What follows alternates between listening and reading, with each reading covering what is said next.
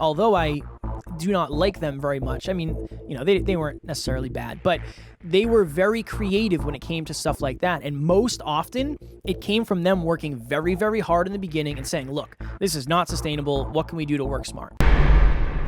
And let's take this hard work that we've done and figure out how to work smarter.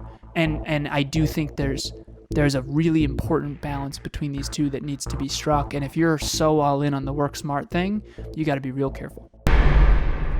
Next Level Nation, welcome back to another very special, as always, episode of Next Level University, where we teach you how to level up your life, your love, your health, and your wealth. We hope you enjoyed our latest episode, number 1020. Can your goals be too big? Today, for episode number 1021, can you work smart without working hard first? It is, I just drooled to myself. It is 7:50 Friday night. Alan and I, this has been probably the longest week of my entire life, and we are coming to you live on a Sunday. If you are listening to this live, it is the 4th of July weekend, so be safe and have fun. So, Alan, I was on a podcast recently. as every good story starts nowadays. Yeah, it seems to. That's pretty much all I do. And we were talking about, one of the questions I get asked most often is, what are some of the things that you see in the industry that you think are wrong? Like, that you're not against. It's an awesome question. Yeah, it's a great question. I'm a big fan. And one of the things I said recently was, I think so many people try to work smart before they work hard. And they follow people who say, well, you got to work smart. It's not about working hard. And it's about this, and it's about this shortcut and this hack and whatever it may be. And I said, honestly, I think that's a massive disservice to most people, because until you work hard, you don't have the necessity to work smart. So I remember, and I didn't tell Alan this story because I think he'll actually appreciate this story very much. So if you don't know this about me, I worked in an industry called weatherization. So this is what we would do. We would go into, usually it was schools, and we worked for the state. So I would go into a giant school, like we worked in some massive, massive schools in very, very wealthy areas in New Jersey. And we would have a floor plan, and it would say, okay, you're going to go up to the second floor, and you're going to work on classroom 212, 214, 216, 218, all the way down this giant hallway. And you're going to go into the rooms, you're going to go above the ceiling, and you're going to find where there's air coming in, and you're going to seal the air. That was one of the big things we did. We worked in the ceilings, and there's a roof wall joint in most buildings where air comes in. That's all you need to know. But in the beginning of this business, before I was there, what they used to do is they would load all the tools that they needed into a bucket, and they would carry the bucket up the stairs or wherever, and they would have to drag the bucket around everywhere they went. Another thing that we did often was we worked on doors. So we would put weather stripping on doors. Same thing. You would literally have your drill, a bunch of screws, a little sawzall, a caulking tube, a caulking gun, a tape measure. Everything you needed would be in a bucket. And you would have to carry that bucket around you, with you everywhere. It would have a charger for your drill, and you'd have to find a place to plug that in. One day, my boss, who was a civil engineer, Alan, he's a very, very smart man, he created what he called door carts. So he realized that us carrying around buckets was not sustainable. It was a giant pain in the butt, and it was probably costing them thousands of dollars. So this is what he did. He took a dolly, he strapped, he built a wooden container that had 3 different levels, and it had a power strip on the back, and it had a sawzall charger, it had a drill charger, it had a wired drill, and they were all plugged into the power strip to charge. You would roll this to your door. It had all the screws, it had caulking, it had everything. It had a vacuum attached to it, so you could vacuum after you did the job. What it had on the back also was a 100-foot extension cord on a roller. So this is what you would do. You would go up to the door that you were working on. You would grab the roller and walk to the nearest outlet, plug in, and you would have power right in front of the door. So if your battery ever died, it was fully charged. If you needed a vacuum, you just hammered it right there. that came from the necessity of understanding, look, I can't carry around my drill and my tape measure and my screws and the vacuum and the other material and everything I need.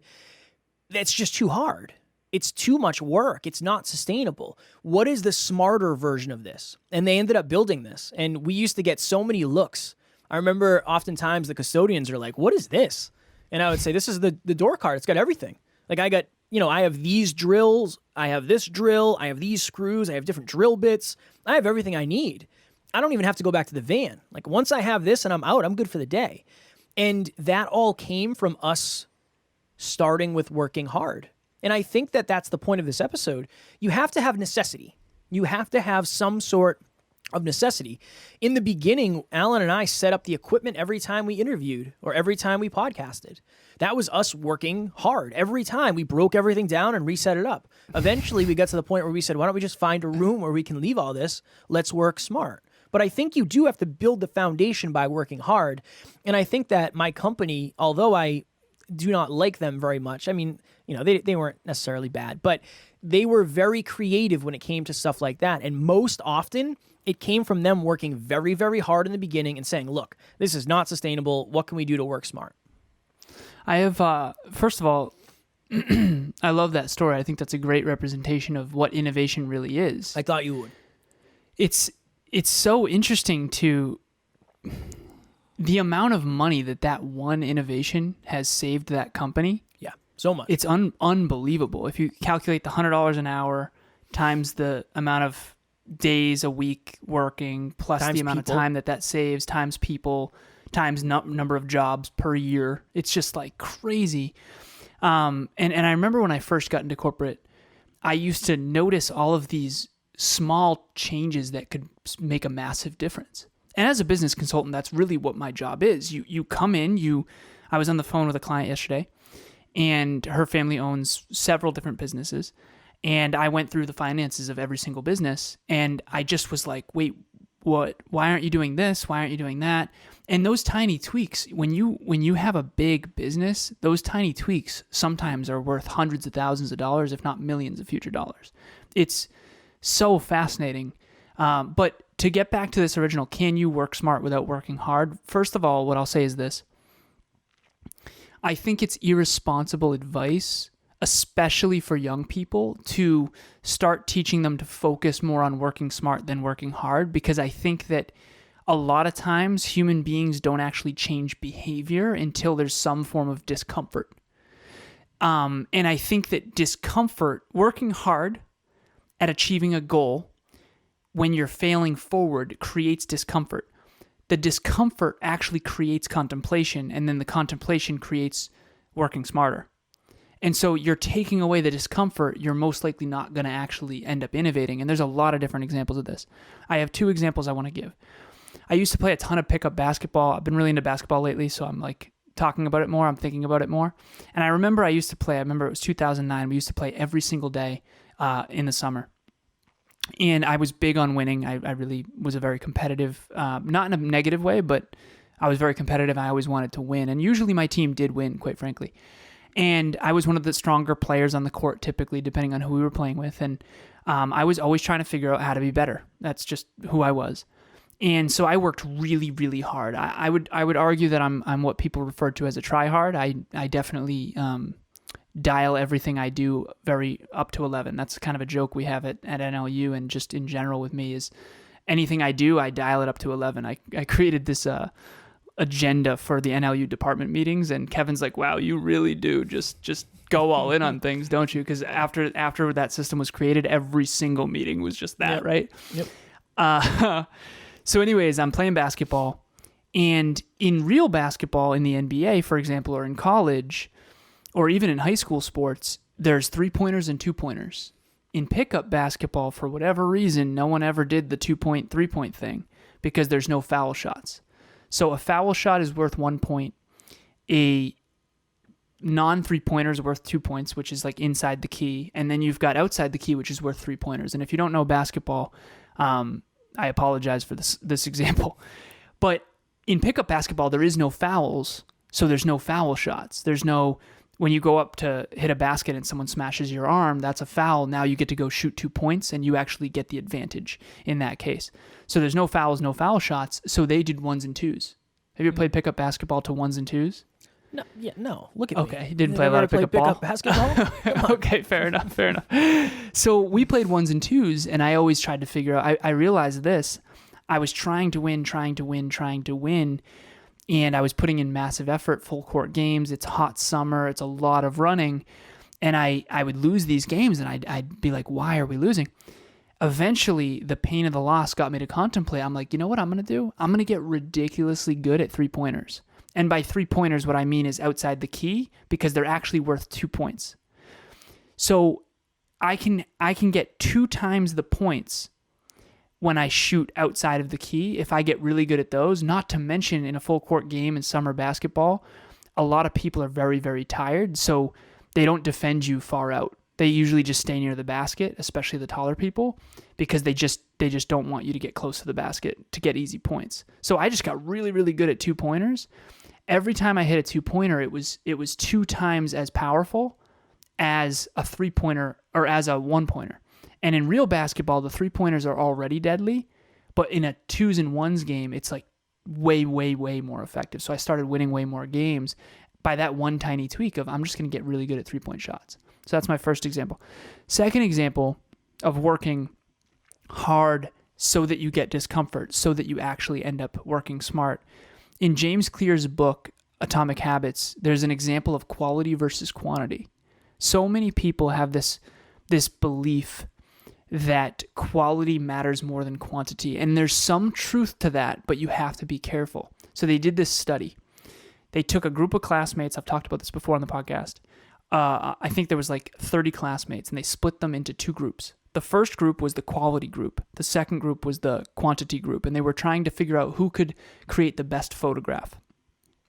Group 1, the quality group, was said, take the whole semester and just create one extraordinary photograph. One photograph that's going to blow us away. The second group was told, take 100 photographs and choose the best one. And what they figured out is that the quantity group actually ended up with the highest quality photo. And this is another testament to the power of failing forward. And the same goes for this podcast. If you look at the progression of 100 episodes, 300 episodes, 600 episodes, 800 episodes to now, you'll see that the quality of this show has gotten so much better over time, minus my basketball story. Just joking. But the point is that if we had done the quality group and just said, you know what, we're going to make one perfect episode, it wouldn't even be close to as good as this imperfect episode right now, 1,000 episodes later. And so whether it's working smart versus working hard, or it's quality over quantity, I think that the only way to get quality, the only way to work smart, is to first do quantity, is to first work hard. And I've always really believed that. And the truth of the matter is that you need both. You have to work really, really hard. You have to fail forward. And then you have to get the discomfort that creates the contemplation and the innovation. I always say, turn your frustration into fascination. Turn your fascination into transformation. Work hard, get frustrated, just like Kevin said about lugging that damn bucket around during every project. And that probably sucked really bad. And then use that frustration to create fascination of how can we make this better? How can we make this better? At NLU, we do this all the time with every department. Like, okay, we're frustrated. We just got off a department meeting with Brandon, and we're like, okay, we're frustrated. We're not winning. Why? Okay, we just innovated.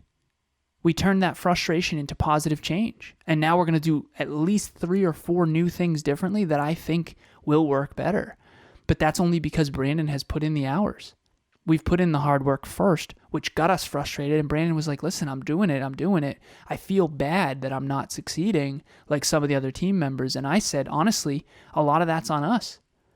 You know, we should have set you up better. We should have figured this formula out sooner. So let's turn this frustration into fascination. Let's turn this fascination into transformation. And let's take this hard work that we've done and figure out how to work smarter. And I do think there's a really important balance between these two that needs to be struck. And if you're so all in on the work smart thing, you got to be real careful. Hey everyone, I'm Helen Baker from Melbourne, Australia. I'm an entrepreneur and a client of Alan's from Next Level University.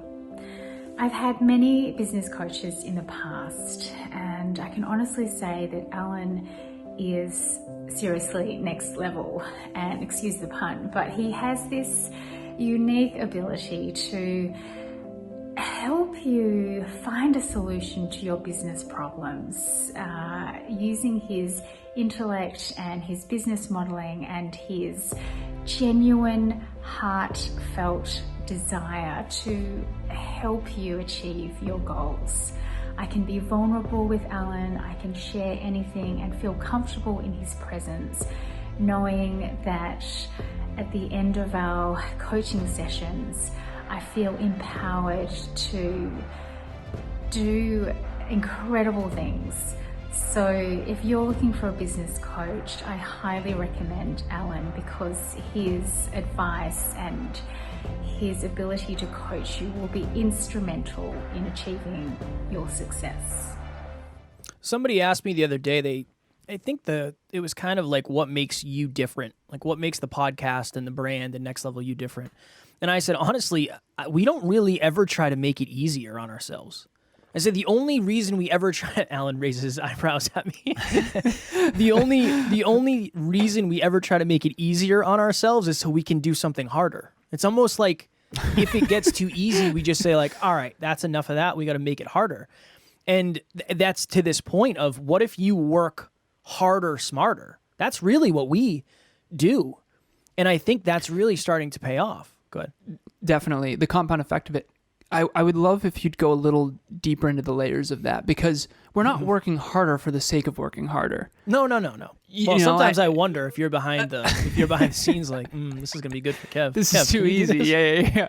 Well, when you work hard, you grow, and you learn, and then you work smart, and then when you work smart, you end up you can do more in less time. Working smart. I know we got to go here soon, but I want to share this. Working hard creates the necessity to work smart. Once you work smart, now you can get the same amount done with less resources, which creates space. And then when you create space now you can do more with less resources. Most people rest on that. Yeah. Whereas we get to the next level. It's in our culture and it's in our DNA as a podcast and as us as business owners of Next Level You. So the moment that we really figure out how to do something really intelligently and it gets quote unquote easy, of course we're going to up the ante because there's another level. Yeah. Well, I think what's your take on that? What's your take on all that? I think for me, when I was saying that, I was thinking of me being on podcasts. It's like, okay, what has happened? We worked really, really hard to get to where we are. And then it was like, okay, we want to get on more podcasts. And then Alan and I had a conversation, and I was like, Alan, I don't think you should even go on podcasts. I think you should focus on coaching. So that hard work provided us an opportunity to work smarter, which then you double down and work harder in your smart zone. Mm-hmm. I was on 20 shows total this week. So it's one of those things where when you work hard, you get the opportunity to figure out how to work smarter. And then when you work smarter, you figure out how to work harder in that smartness. Yes. And then it just rinses and repeats forever. I think that's probably has to be one of the smartest, dumbest sounding things I've ever heard in my entire life. Isn't it? It was so profound. Yeah. But if anyone heard it out of context, they'd be like, what the hell is he talking about? If you're watching on YouTube, I don't know, Alan, I'm sure you can see my eyes are basically closed at this point. And I feel very good. I love being in front of the microphone. So for me, this is awesome. But it has been the longest week ever. You literally said, you're like, if you work hard, then you can work smarter, and then you can work harder in that smartness. That's profound right there. That's profound. That's good stuff right there. We don't give that away to everybody. No, we don't give that away. That's what we built this on. That's what I said to somebody the other day. I said, we don't do things for passive. We don't build things so we can set them up and then walk away. That's not how we do things. That's not our business model. And I said, honestly, if that doesn't resonate, I understand. Not everybody wants to work until they're 80 every single day. I understand. So, there's nothing wrong with that. But so I think that is a through line that we wanted to say here is a lot of people, well, I'll say this too. Somebody asked me, again, my story is forever going to be me on other podcasts, I guess. That's where I have my context. Somebody asked me the other day, they said, what is your biggest problem with business, like in your business? And I said, marketing, because we don't do it and it sucks. And they were like, what do you mean? And I said, I refuse to try to make something look easier or look better than it is. I said, you see the commercial for the Big Mac. That thing is pristine. You get there, it looks like it was run over by a car several times. Now, I continue going back because I don't care. But I said, that's not how our business is. We're not trying to do this so it can be easier for us to, like, that's not why we're doing it. We're not doing it so you say, oh, they're successful, and we say, yeah, you can have the level of success we have. It's super easy. That's not why we're playing this game. So we had to do this episode. It's only right. Kev, I have one more story. I know we got to go. Yeah, no, whatever, man. I'm going to take a quick nap. Quick five. Give me a quick five. Yeah, quick five. This is a perfect example. So to provide some context on the danger of working smart over working hard when you're young, okay? I have a mentor who is a very, very successful multimillionaire. And he always worked so hard to get to where he was. And he was eventually the CEO of many, many very successful tech companies. And now he's on the board of directors of several, and he's actually the CEO of another one too. And literally years ago, when I first started being mentored by this person, it was the middle of winter in New England, and I don't know, it was 7 a.m., maybe 6:30 a.m., and I get a text message of a photograph, and it's a snowstorm, big nor'easter. That's what we call it, nor'easter. And huge snowstorm, and it was a picture of him at the office. This is pre-COVID, several years back. And it's a picture of his car and an empty parking lot at the office of the company that he runs, big tech company. And he said right below the photo, "This is why I'm CEO." In other words, he worked so hard for so long, showing up early, staying late, work, and he even comes in when there's a nor'easter, and he's the only one who's there. This is why I'm CEO. So literally years later, after he eventually sold that company and made many millions, now he's not retired. He's still the CEO of a smaller company, but later on he ended up saying, like, yeah, I think I might actually have to work this week. And it's a funny story, and good for him, because he invested all of that early on to where now he has more than enough money to provide for his family and he has financial freedom and then some, let's be honest. So, and that's awesome. And he worked the point that I'm making here, when you're young, it's really important to have that mentality. I told the story about my grandfather. My grandfather was 15. Both his parents passed away. He was in World War I. He put himself through night school at WPI as a mechanical engineer, and he worked 6 days a week, every week, to provide for his family. And that's the way it was. He grew up in the Depression. Like he remembers the Great Depression, and he passed away when he was 89, and that was many, many years back. That was at least a decade ago. And my point is when you're young, you really do have to work hard first. And then later on, of course, right? Of course, you're going to work way smarter. I remember I was a busboy and a cart kid. I was working harder than the owners, but that's where you're supposed to start. You're supposed to start with hard work. And then when you work hard, you learn and you grow and you get an education, either self-education or, academic education. And then eventually you work a little smarter, work a little smarter, work a little harder, work a little smarter. Now my mentor, works super, super smart, just bought a house he never even stepped in. He's like, yeah, buy the thing. And that's what you can do later on in life. Just be very careful about doing that early on in life. That's what I would say. I'm working hard to get out of here. What do you think? Yeah, I think it's important. Next Level Nation. If you're watching this, you can see it. If not, you will hear it. July 12th, our 7th round of group coaching opens. That'll be our first call. And this will be the first group where we have a workbook that goes along with everything. It'll be the first group where the app is actually up and running correctly, and we have all the onboarding stuff set up. So this is the most official group we have ever had, and we have had nothing but great reviews from all the other groups. So if you want this summer to be a diving board, a springboard to the next level of your life, please join us. It is 6 calls every other week for 3 months, and I can guarantee that it will be amazing for you. You'll meet new people, you'll have new awarenesses, and you'll have new habits when you leave. So if you are interested, please join us. We have set it up with 3-month and 6-month payment plans as well to make it more accessible to everybody, and we would love to have you there. So everything you need to know is in the show notes, and we would love to see you. It is my dream to help you achieve your dreams. I'm very bad at a lot of things, but one-on-one coaching is my thing. I'm doubling, tripling, quadrupling down on that. I actually just got 2 new clients this week. Super, super grateful.